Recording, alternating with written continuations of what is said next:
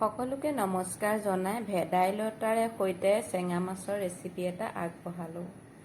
হয়তো সকলোৱে খাবও পাৰে, কিন্তু যিসকলে খোৱা নাই সেইসকলে ভিডিঅ'টো চাই উপকৃত হ'ব বুলি আশা কৰিলোঁ। এয়া মোৰ টাবতে গজা ভেদাইলতা আছিল। ভেদাইলতাখিনি পাতখিনি এইদৰে এৰুৱাই ল'লোঁ। এৰুৱাই লৈ পাতখিনি ভালদৰে ধুই ল'ম।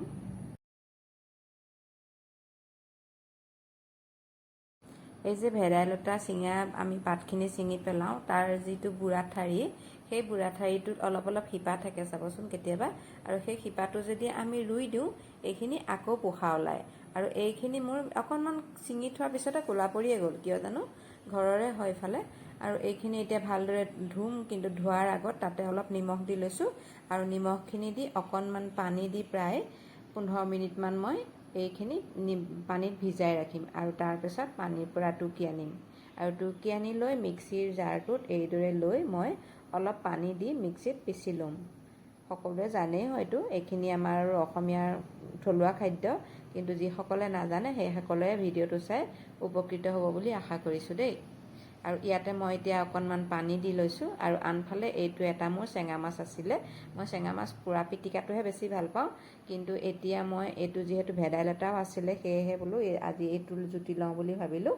আৰু এইদৰে এতিয়া মাছটো কাটি বাছি লৈ তেলত ফ্ৰাই কৰি ল'ম। আৰু এইফালে এয়া মোৰ ভেদাইলতাখিনিও পিছা হৈ গৈছে। আৰু একদম আচৰিত কথা, সেউজীয়া হৈ থকা পাতটো পিচি দিয়াৰ লগে লগে এয়া ৰংটো সলনি হৈ যায়। আৰু এইখিনি এতিয়া মই এইদৰে চেকনিত চেকি ল'ম। এতিয়া মই এইখিনি বাতি এটালৈ লৈ লৈছোঁ, আৰু তাতে অলপ পানী দি মই চেকনিত চেকি ল'ম। পানীকণ দিলে আমাৰ চেকিবলৈ সুবিধা হয়, আৰু যিহেতু পানীকণ জোলত লাগিবই, সেয়েহে এইদৰে চেকিবৰ সময়তে পানীকণ দি দিছোঁ মোৰ সুবিধা হোৱাকৈ। আপোনালোকেও নিজৰ সুবিধা মতে এইদৰে কৰি ল'ব পাৰিব। আৰু আনফালে আমাৰ মাছ ফ্ৰাই হৈ গৈছে, আৰু মাছ ফ্ৰাই হোৱাৰ পিছত এইখিনিতো মই এতিয়া ৰসখিনিও ভালদৰে পানী দি মিহলাই উলিয়াই ল'লোঁ। আৰু সেই মাছ ভজা তেলকণতে মই এতিয়া দুটামান মেথি আৰু এটা শুকান জলকীয়া দি ফোৰণ মাৰিলোঁ, আৰু তাতে কেইফুটামান নহৰু থেতেলিয়াই লৈ ৰঙচুৱাকৈ ভাজি লৈছোঁ।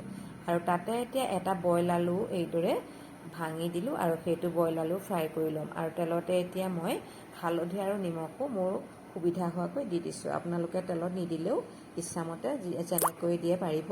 আৰু তাতে এতিয়া ৰসখিনি বাকি লৈ উতলিবলৈ দিলোঁ। অলপ ৰসটো বেছিকৈ দিছোঁ, যিহেতু জোলকণ বেছিকৈ সিজাম, মানে মাছৰ ৰসটো ওলোৱাকৈ। আৰু এতিয়া উতলি থাকোঁতেই মাছটো দি দিলোঁ। তাতে অকণমান জালুকৰ গুড়ি দি মই এইখিনি জোলখিনি ভালদৰে উতলিবলৈ দি তাতে নহৰু কেইফুটামান আৰু আদা অকণমানো খুন্দি আকৌ দি দিলোঁ। আদা আগতে দিয়া নাছিলোঁ, নহৰু দিছিলোঁ। আৰু এতিয়া আমাৰ এই জোলকণ যেতিয়া ডাঠ হ'ল, তেতিয়াই আমাৰ গেছৰ ফ্লেমটো বন্ধ কৰি তাতে মই কচুৰি মেথি অলপ দি দিছোঁ।